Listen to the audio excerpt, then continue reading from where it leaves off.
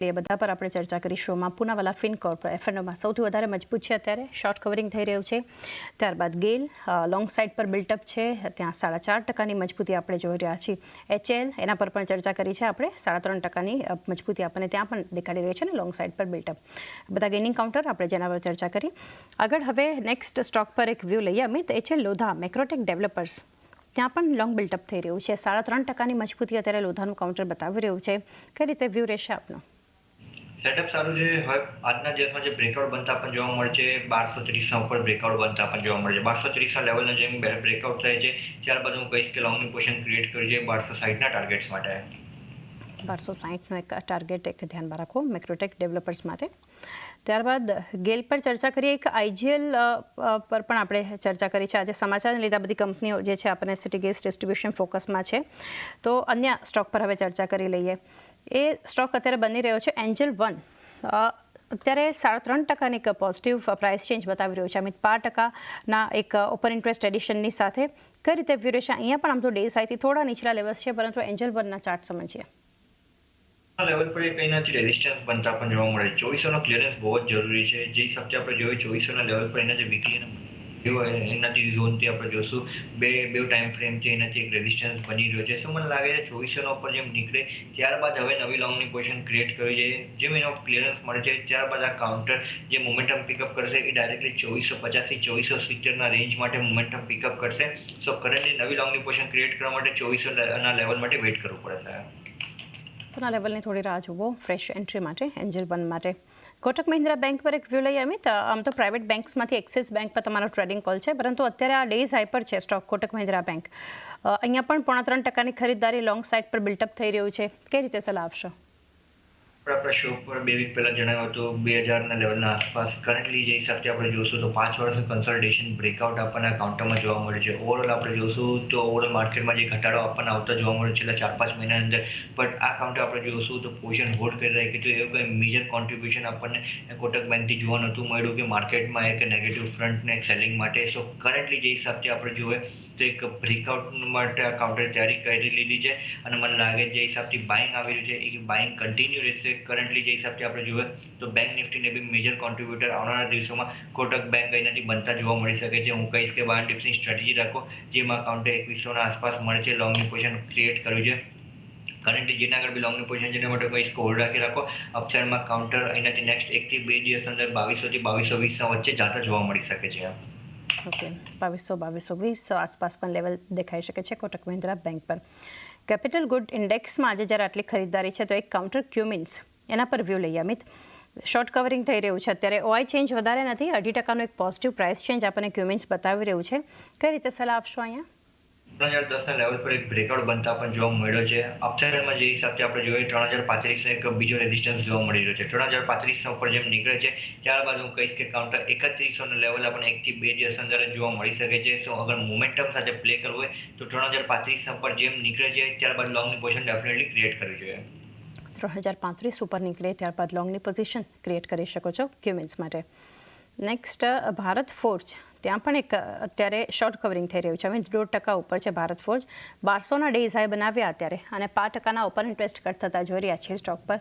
તમે કઈ રીતે સલાહ આપશો? એનાથી આપણે જોઈએ તો મોમેન્ટમમાં છે લોંગની પોઝિશન ક્રિએટ કરી શકાય. આ લેવલ પર અપસાઇડમાં જે હિસાબથી આપણે જોઈએ તો 1220નો પહેલો લેવલ આપણને ઇન્ટરડે ફ્રન્ટ પર એક ટાર્ગેટ બની શકે છે. 1220 ઉપર જેમ નીકળે છે ત્યારબાદ 1235-40ના લેવલ આપણને જોવા મળશે. સો કરન્ટલી મોમેન્ટમ પોઝિટિવ છે, ચાર્ટ સ્ટ્રક્ચર પોઝિટિવ લાગી રહ્યું છે. લોંગની પોઝિશન ક્રિએટ કરી શકાય એનાથી 1185ના સ્ટોપ લોસ લગાડીને. ઓકે, 1185 એક સ્ટોપ લોસ રાખો. લોંગની પોઝિશન ભારત ફોર્જમાં તમે ક્રિએટ કરી શકો છો. નેક્સ્ટ અત્યારે જે સ્ટોક જોઈ રહ્યા છે એ છે એપીએલ અપોલો. એક વ્યૂ એના પર લઈએ. એપીએલ અપોલો ટ્યુબમાં અમિત શોર્ટ કવરિંગ છે, 0.2% મજબૂત છે, ઓલમોસ્ટ ડેઝ હાઈ પર છે કાઉન્ટર. એક વ્યૂ એના પર એપીએલ અપોલો.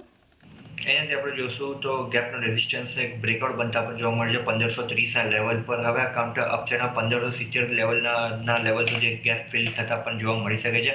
સો હું કહીશ કે લોંગની પોઝિશન ક્રિએટ કરવી જોઈએ.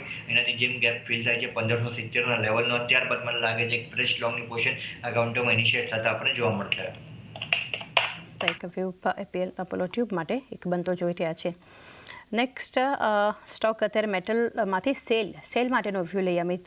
ત્યાં પણ શોર્ટ કવરિંગ છે. ઓઆઈ ચેન્જ વધારે નથી, થોડા ઘણા કટ થઈ રહ્યા છે. 2.5% મજબૂતી આપણને બતાવી રહ્યું છે. સેલમાં 118 ડેઝ હાઈ પર કારોબાર થઈ રહ્યો છે. આપ કઈ રીતે સલાહ આપશો?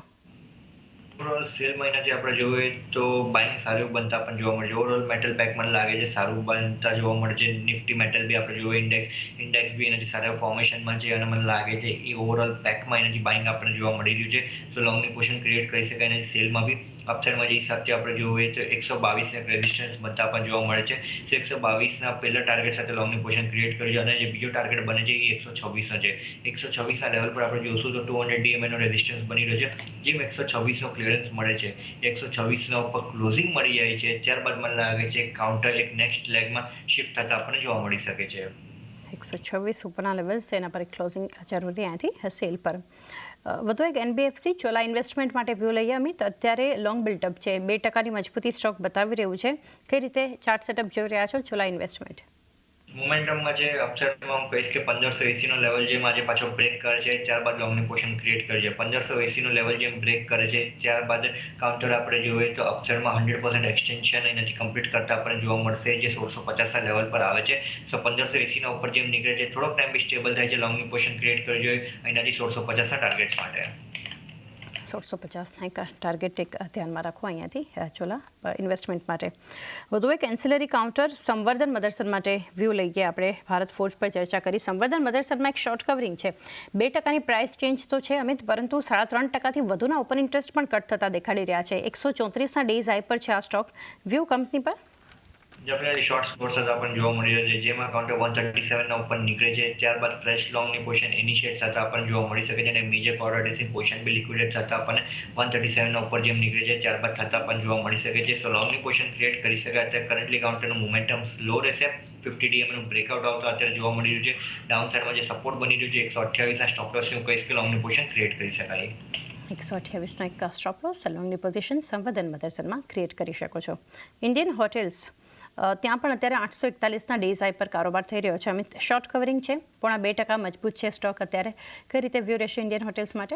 ઇન્ડિયન હોટલ માટે આપણે જોઈએ તો 846ના લેવલ માટે લોંગની પોઝિશન ક્રિએટ કરી શકાય. જેના આગળ બી લોંગની પોઝિશન જેના માટે હું કહીશ કે 845ના આસપાસ આવે છે, ત્યારબાદ એકવા માટે પ્રોફિટ બુક કરવું છે. 845ના લેવલ પર મને લાગે થોડીક બ્રેક લાગતા આપણને જોવા મળશે. ઓકે, 845 આ લેવલ એક ધ્યાનમાં રાખી શકો છો. ઇન્ડિયન હોટેલ્સ માટેનો એક વ્યૂ છે. નેક્સ્ટ અત્યારે PSU બેંક્સમાંથી પ્રાઇવેટ પર ઘણી ચર્ચા કરી. SBI માટેનો વ્યૂ લઈએ અમિત. ત્યાં લોંગ સાઇડ પર બિલ્ટઅપ છે, 766 ડેઝ હાઈ બન્યા છે. જબરદસ્ત આજે આઉટ પરફોર્મન્સ નિફ્ટી બેંક બતાવી રહ્યું છે, તો પ્રાઇવેટની સાથે PSU બેંક પર. તો SBIમાં અત્યારે 5%ના ઓપન ઇન્ટરેસ્ટ એડિશન પણ છે. કઈ રીતે વ્યૂ આપશો? આપણે જોયું આજના દિવસમાં મોમેન્ટમ મહિનાથી છેલ્લા 5 મિનિટના અંદર સારું આવતા પણ જોવા મળ્યું છે. હવે જે નવી લોંગની પોઝિશન ક્રિએટ કરવી 770ના ઉપર એનાથી કન્ફર્મેશન બને છે. 770ના ઉપર જેમ નીકળે છે, ત્યારબાદ હું કહીશ કે નેક્સ્ટ 15-20 પોઈન્ટના ઇનિશિયલ મોમેન્ટમ માટે લોંગની પોઝિશન ક્રિએટ કરી શકાય. સો 770ના ઉપર જેમ નીકળે છે, ત્યારબાદ 15-20 પોઈન્ટનું એક સ્ટ્રોંગ મોમેન્ટમ આપણને એના બાદ જોવા મળશે. So currently wait and watch 770ના બ્રેકઆઉટ માટે. 770નો એક બ્રેકઆઉટની રાહ જોઈ શકો છો SBI પર. તો એ સાથે જ અમિત